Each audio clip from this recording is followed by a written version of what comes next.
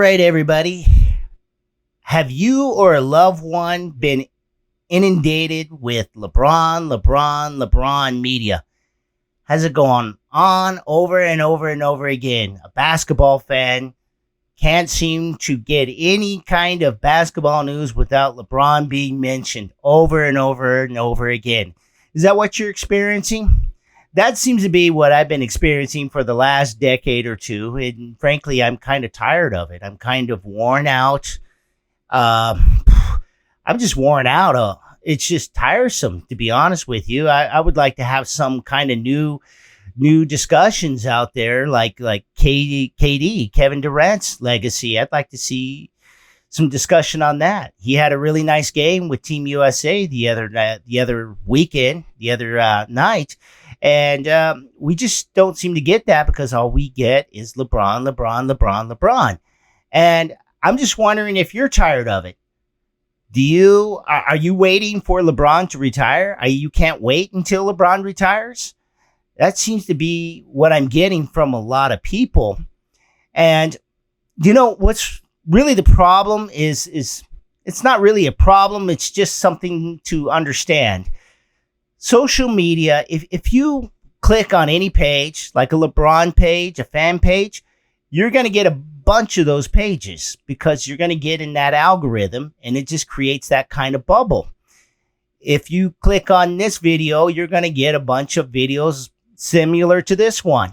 And so you're going to end up in a bubble. And what it seems to be doing is creating these types of bubbles where these different thoughts are happening, different beliefs are happening as far as the game of basketball. And we don't really seem to have any really good discussions because of it, because all we're getting is the same thing over and over again. You see it in mainstream media also. And that's another thing that seems to be going on, especially now with mainstream media, NBA media. It's always about comparing the past to now. And when I look back at the 90s, the 80s, it was more about the here and now. Well, what's going to happen next? Who's going to be the next best team? Is it going to be the Orlando Magic, Penny Hardaway, Shaquille O'Neal? Are they going to take over in the 90s? Or would it be the Houston Rockets? Or are the Bulls done? Is it going to be the Indiana Pacers, New York Knicks? It was always a discussion about who was going to be next, who was going to take over. But it seems now, for example, LeBron and the Lakers go out in the first round, and that's all they seem to talk about. That's all the media really wants to talk about. It's always geared back to LeBron.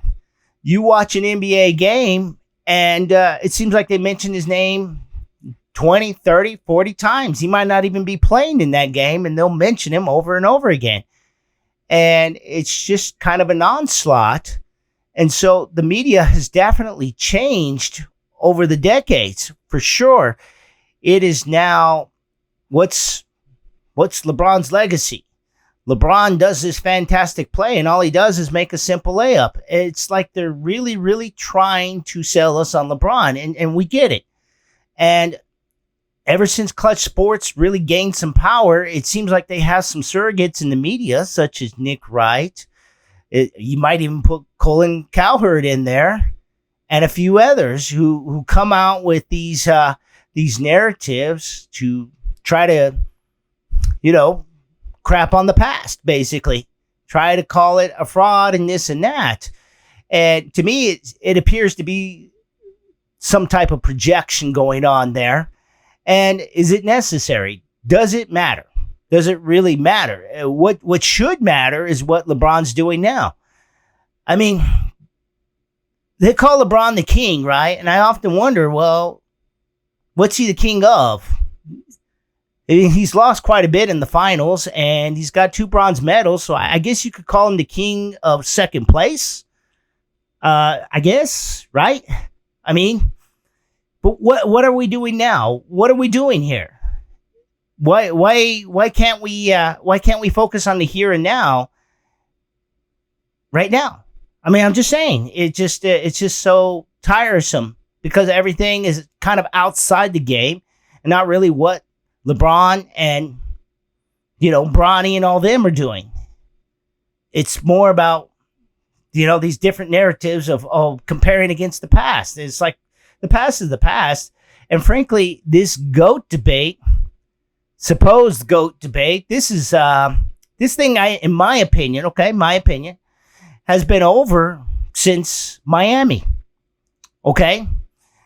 Miami, I honestly believed that LeBron had a chance to potentially become the GOAT with his sidekick Dwayne Wade and Chris Bosh. It didn't happen. If Ray Allen doesn't hit a last second shot, oh boy, it could have gotten a lot worse. It just didn't happen. I felt that if he could do it, if he could win, over and over again, hey, yeah, okay, all right, you might convince me that he is the GOAT. But it didn't really happen. Just two titles, okay? When you're talking GOAT status, you got to win everything. And you've got to do it in a way that convinces people that you can't be stopped. And clearly, LeBron could be stopped. He was stopped in the first round last season. So I'm just saying. And then you have other narratives that are out there, other stories that seem to be under the rug, like steroids. I know that one was about 4 or 5 months ago, but it wasn't really reported. And so it just seems to me like you got the surrogates, the Clutch Sports surrogates covering for LeBron, trashing the past and not reporting on things like biogenesis and steroid use. You have Kevin Garnett and you have Derrick Rose who've come out and openly mentioned steroid use in certain ways, and it's just kind of brushed aside. It's like we don't want to know about all that, and we just live in this little bubble, this little Truman-type bubble that's been going on for the last decade or so. And so I'm kind of just worn out, tired. I'm just kind of hoping for a new batch of players to come in and let's hit the reset button on the NBA a little bit here. You look at the NBA now, it just seems like it's more and more about what's outside the game than what's going on in the game. Like the Intuit Dome in LA for the LA Clippers was just finished and completed, and they got this gigantic scoreboard. So I'm trying to figure out, do they want people to watch the Clippers or watch the scoreboard? Because do you really need a gigantic scoreboard if the main thing is actually on the court? I mean, why do you need such a gigantic scoreboard? I mean, you're watching the game. You would only look up there if you want to know what the score is and the time, right? And what period. That would make sense to me. And now they have ideals of shooting T-shirts at every seat in the house. I guess, I don't know. What does everybody need a T-shirt? When you go to a baseball game, does everybody need to be able to catch a foul ball? I mean, honestly, is it about the game or is it about everything around the game? It's looking more and more like WWE with storylines. And so it's getting to be kind of boring, honestly. It's like fireworks. Wow. Okay, cool. But it's over. Let's move on. And so that's kind of how I'm seeing everything. And I'm just worn out from it all. And I got to ask these questions though, as far as the media though.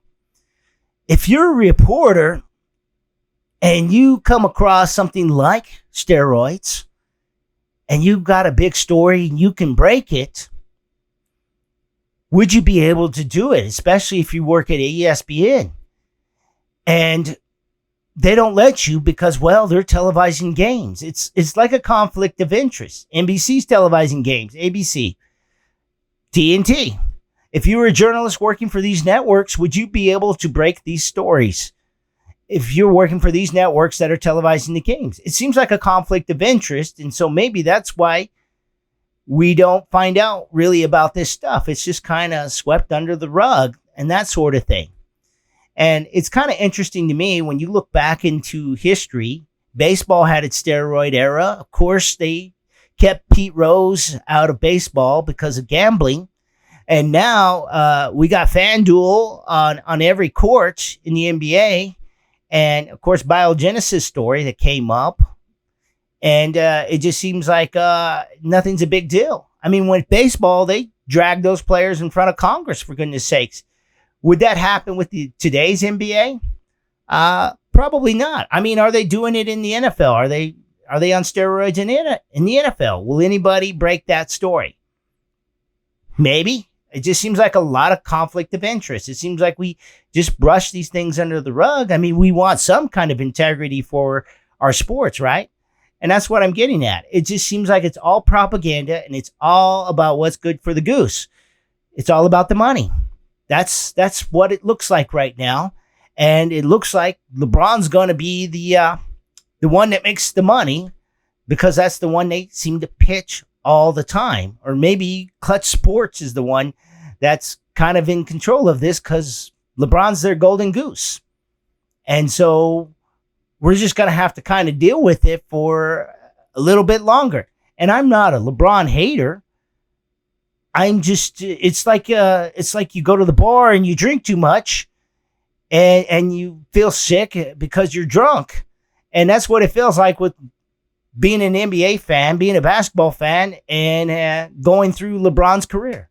That's what it looks like to me. And it's just kind of old and it's kind of tiresome. And I feel like quitting drinking, honestly. That's how I look at it.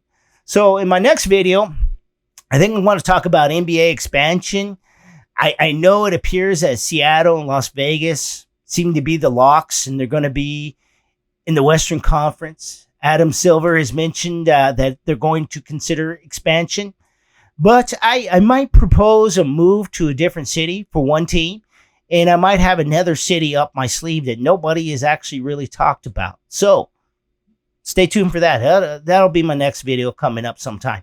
So if you're a player, I thank you for playing, and thank you for watching, and I'll talk to you later.